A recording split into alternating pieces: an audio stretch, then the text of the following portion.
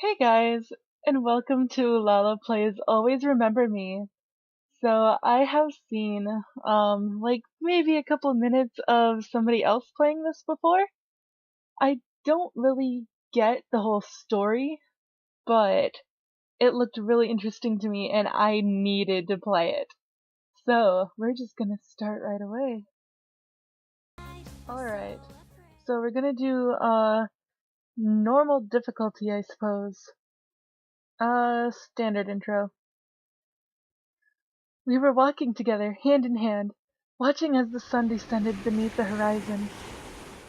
The evening was wearing on, and the warm colors of twilight were starting to fade from the sky. I don't know what to do. You're doing enough. Don't worry about things so much. But he still doesn't approve of me. Do you think he doesn't like my job? Maybe he thinks it doesn't earn enough money? Or that I should be doing something better? I would like to do more, but it's the best part-time job I could find. His eyes were sympathetic as he looked down at my worried expression. I know he feels bad that his father, Osher, was creating so much grief for us, but I knew that the situation was going to be difficult when I decided to stay with him. I don't think it's your work. He can be pretty stubborn. I know some people think that I could do better. It's not like a job at an ice cream parlor is anything special. I am attending my first year of college for creative writing. It's a natural fit, since I've always loved to write poetry and prose. I had to take a part-time job during the summer to pay for my studies. Some girls in my classes have really good, oh whoops, this is her talking. Some girls in my classes have really good summer jobs. Honestly, I don't think he'd approve of any girl without a lot of persuading first. I don't think it's anything personal. He's just being stubborn. Yes, but after all this time, I really thought that he would have warmed up to me by now. He just doesn't understand that we're serious about our relationship. Or he doesn't want to understand. It's just so exasperating, since everyone else has been so supportive of us. He'll come around eventually. It's just a matter of time. I hope so. I just wish he wouldn't object almost every time he finds out we're going out on a date. I know, but it'll get better soon, I promise. We reached the staircase that led back to the boardwalk and parking lot. Even over the sand dunes, I could see where Aaron's motorcycle was parked. We were about to ascend the stairs when he stopped and turned around to face me. He took my other hand in his and leaned down, gently kissing me on the lips. I couldn't help but smile slightly, feeling my anxiety melt away. Aww, aren't they cute? Don't look so worried all the time, okay? You're much more beautiful when you're smiling, Amy. I returned the smile and leaned up to kiss him again. You're such a romantic. You make it sound like a bad thing. We both laughed as we ascended the stairs, still hand in hand. This is definitely how it should be. I always feel so safe with him at my side. Let's go home, alright? Oh wait, no, that was him. Okay, but can we stop for ice cream first? I get an employee discount on everything, you know. Sure. They have the best new type of ice cream sundae now. We should split one. Sounds good. My smile grew brighter and pleasant thoughts passed through my mind. He mounted his motorcycle and I sat on the back, wrapping my arms around his middle and holding on tightly. I rested my head against his broad shoulders and let a contented sigh escape my lips as the engine started up. The sun disappeared beneath the horizon, and the darkness of night began to overtake the sky. We sped out of the parking lot in less than a minute and onto the nearly empty road that led back into town. The trees blurred as we flew down the road. We were only driving for a short while before a strange feeling of foreboding settled over me. I shivered involuntarily, despite the warm temperature, and squeezed Aaron tightly, watching as it got darker and darker on the one-way road. I was thinking of what to make for us for breakfast in the morning when we reached an intersection. We waited patiently for the light to change color, and when the green circle let off its artificial glow, Aaron resumed driving. We had just entered the intersection when very suddenly, I heard it. What? I looked up, eyes wide with confusion, to see another car barreling down the road, swerving back and forth as it approached us. Aaron tried to steer away from the oncoming vehicle, but there was no hope of evasion. The car made no attempt to brake as it passed through the red light and collided with us. All I remembered before the before the hellacious sound of the crash and losing consciousness was Aaron turning the motorcycle to try and protect me from being directly hit. When I opened my eyes, the brightness of the lights above me were almost blinding. Though I had never spent very much time in a hospital, I recognized the scent of disinfectant and various other cleaners to be similar to what one smelled in a doctor's office. Where am I? It took me another moment of waiting for my eyes to adjust to the bright lights before I remembered what had happened. My eyes widened in horror at the vividness of the memory. Aaron! I sat up abruptly, feeling a dull ache when I moved. A nurse out in the hallway heard my sudden cry and quickly hurried inside my room. Miss, please lay back down. You weren't seriously injured in the crash, but we would like you to rest before we decide if you're ready to be released. I will be looking after you until that time comes. Your injuries are minimal, only minor bruising, but we can't let you leave just yet. We were in a car accident, right? That's correct, but please, lay back down. We're very glad to see you conscious, but rest is imperative. I reluctantly laid back down, but I was completely awake and not letting the woman leave before I heard a proper explanation. Can you tell me what happened? What about the man who was with me, Aaron? Is he okay? The nurse's expression seemed to darken slightly when I mentioned him, which made me worry even more. Yeah. What happened? I have to know. I am not fully aware of the situation. I need to call Dr. Rayner. He can explain everything to you. I waited impatiently, dissatisfied with the nurse's quick departure. It only took a few moments for a handsome young man in a doctor's uniform to enter the room. I was surprised to see that he wasn't all that much older than Aaron and I, most likely a fresh graduate out of medical school. Good evening, Amy. I'm very glad to see you're awake. My name's Eddie Rayner, but you can call me Eddie, the man said with a warm smile, revealing perfectly white teeth. Yes, good evening. What time is it? Is it still Saturday? Actually, it's technically Sunday. It's 3 in the morning. I'd be happy to answer your questions, but you should probably get back to bed soon. I'm not doing anything until I find out what happened to Aaron. The young doctor's smile faded, his reaction much like the nurse's. Unable to hold back my growing worry, I found myself starting to yell as tears gathered in my eyes. I have to know what happened to him, please! Is he alright? Eddie stood up and nodded toward the door, motioning for me to follow. I felt my heart sink, then begin to fill with cold dread.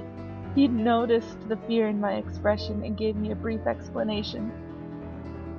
I'd rather show you his current condition, but I assure you he's fine and his life is in no danger. He has sustained a head injury. He will recover, but it doesn't seem to have done any severe damage. But he has lost some of his memories. We're still trying to observe the specifics of just what he has forgotten. As the nurse probably told you, your injuries are minimal. Please follow me so I can take you to him, so you can see that he is alright. I hurried, pulling on a pair of slippers that had been left beside my bed, and followed after the young doctor as he led me out of my hospital room and into the hallway, listening attentively to every word he said. From what I can tell, he was trying to protect you during the crash. We're keeping you overnight for observations, but other than some bruises, you're perfectly okay. You don't have any broken bones or severe internal bleeding thanks to Aaron's efforts. My heart wrenched as I followed him through the hallways. He wasn't walking very quickly, apparently conscientious of how tired I felt. Aaron! From what I can tell, Aaron is suffering from amnesia. He still retains long-term memories, but recent ones from just the past few years are hazy or non-existent. He's quite a bit confused at the moment, so we want to be sure not to cause him any unnecessary emotional stress. We need him to regain his memory on his own, but it will be in slow steps. I see. This is my studio. I know this is a lot to take in, so please, feel free to ask me any questions you might have. He still remembers his family, but he doesn't seem to recall anything from recent years. You mean he doesn't remember me? I'm sorry. We asked him about having a girlfriend, but he doesn't seem to remember anyone by the name of Amy. I felt tears I'd been determined not to cry welling up again, ready to fall. I see. We walked through a doorway and into a room with a glass window that let me see into Aaron's room. I'm sorry to ask this of you, but since we don't want to cause him any grief or aggravate his condition, I must ask that you do not meet with him yet. He's very confused and needs rest. I understand. I remained there for a long time, watching him and letting tears silently slip down my cheeks as two nurses spoke to Aaron, who wore a perplexed expression. How could you forget all about me? Alright, so you can now move between locations using the map. That was actually a really weird transition, to be quite honest. So right now you can only return back to your home, but later in the game you'll be able to move where you want. Okay, so this is home. I live with Aunt Gwenda and your cat Nina. I was released from the hospital in the morning and came right home. When I walked inside, I was greeted with a soft meow when my cat, Nina, brushed up against my leg. Hi Nina, did you miss me? I smiled and reached down to pet her affectionately, though I couldn't help but remember how Aaron would always fuss over her. Nina was a great judge of character, and she adored Aaron, even before he started bringing treats for her all the time. Aaron always loved cats so much. He loved big cats and little cats like you. Oh wait, this is her talking. Oops. But you were always his favorite kitty. Sorry. Nina cuddled my fingers affectionately when I knelt down to pick her up. But Aaron has probably forgotten about you too. The sadness I had been trying to keep out of the front of my mind returned as I pulled my cat into an embrace and sighed. I had slept very poorly, and the fatigue from the crash hadn't worn off. I lost my parents in a car accident, and now it looks like I'm going to lose the man I loved to one as well. I sat in the living room with Nina on my lap when Gwenda came in to comfort me.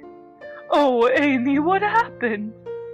I briefly tell her about the accident. She was overjoyed to know that I was all right, and that I had hardly been hurt. Oh, thank God you're okay. But why didn't you call me? The doctor said I was all right, and I didn't want you to worry about me. I had been staying with my aunt Gwenda for several years. Since my parents passed away when I was still young, Gwenda had taken care of me ever since. She is a kind woman, and I greatly appreciated how caring she had always been to me. However, Her pension wasn't enough to fully pay for my college tuition, which is why I took the part-time job at the ice cream parlor. You can now make your first choice. Several icons will pop up showing all the possible actions in this location. Okay. On each icon, you'll see a brief description and the effects of the action. Each choice consumes at least one turn of game time. Some actions are available only during certain periods of the day. For example, Aunt Glenda goes to bed very early, so you won't find her hanging around at late hours. It's now noon, so a good thing to do could be to eat something, or you can just relax and read a book. Alright, well, that costs money, and we only have $50. Morale really needs to go up. This does, stats up too. Oh, that does stats up as well. That doesn't take up energy either, so let's, talk to Gwenda.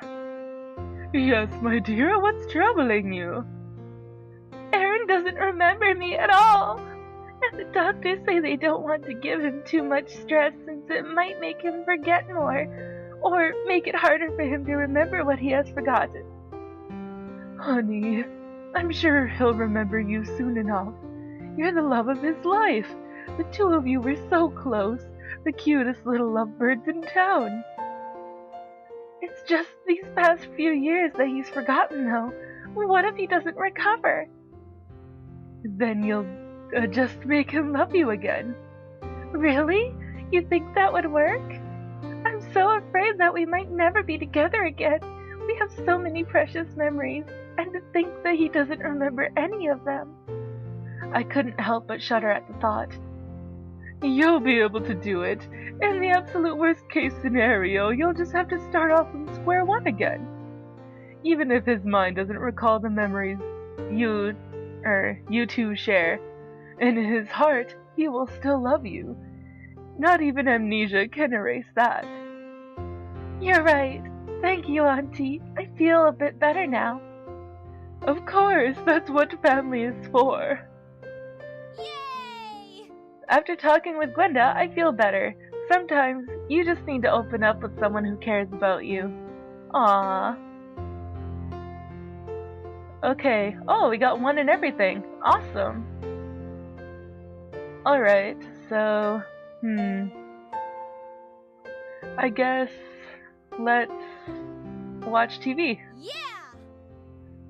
A new anime on TV. Amy, I've prepared your favorite cake.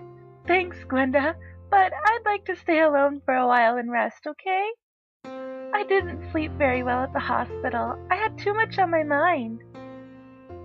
That's fine. Get some rest. You can eat a piece of cake tomorrow morning before going to work. Good night, Glenda! I went to my bedroom with Nina in my arms and sat down at my desk. I picked a notebook up and decided to try and get my feelings under control in the most familiar way I knew, writing about them. I picked up a pen and started writing a poem.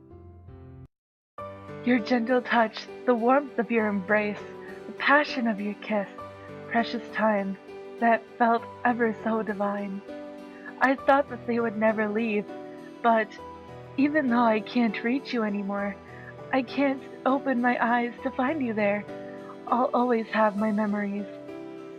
Though they are not as warm as the hands that always made me feel so safe, I know they will never disappear, as you now have. My beloved, my heart is forever yours, even if you're lost, beyond where my trembling voice can't reach you. Even if your memories fade or disappear into the darkness, I'll never forget the precious times when we faced the world together. My beloved, for today, for tomorrow, for the days that may never return, never forget the words we once exchanged. I love you. When I awoke that morning, I knew that I had to go to the ice cream parlor. It was Sunday, and I had a long shift to attend to. I considered calling out, knowing that they would understand if I explained the situation, but decided that it would be best to go in anyway. Otherwise, everyone would start to worry about me. I had no doubt that news of the accident was already traveling quickly. Gossip seemed to get around in town eerily fast. Alright, and actually this is where we are going to end it. Well, hold on. We're gonna go here because I can save from here. So this is where we're gonna end it. And so this has just been the first episode of Always Remember Me. So I really hope that you liked this video. If you did, give it a thumbs up down below. And if you haven't already, subscribe to become part of the legacy today. And I will see you guys in the next video. So, bye-bye.